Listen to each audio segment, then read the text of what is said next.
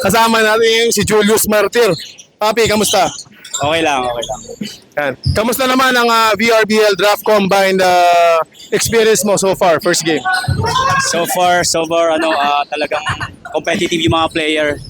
Tsaka ang ganda-ganda ng paliga. Saka parang, pro siya na like draft pick. So, intense yung game.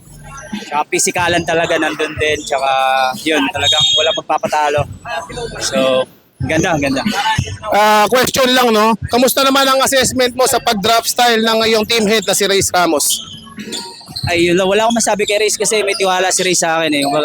From the beginning, kakampi ko na siya since season 1. So, may tiwala siya na ako kinuha niya. So, ang kapalit naman nun, ang sukli naman nun, gagampanan ko yung rules ko. Alam niyo naman yun eh. So, ready lang ako pag ginamit ako. Yan.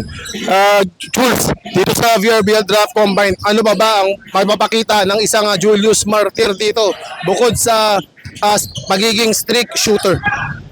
Siguro depensa. Siguro more defense pa kasi yung shooting ko andun naman eh. Hindi naman mawawala yun. Siguro dadagdagan ko lang ng depensa din para makatulong sa team. Tsaka yun nga, pag uminit naman tayo, so tuloy-tuloy naman yun eh. May shoutout ka pa bala dyan sa mga fans si Julius Martir dyan sa labas? Sa asawa ko na lang, si Cristel, mga anak ko, si Kent, Kurt, Kyrie, and Caleb. Shoutout sa inyo. I love you guys. There we have it, Julius Martir.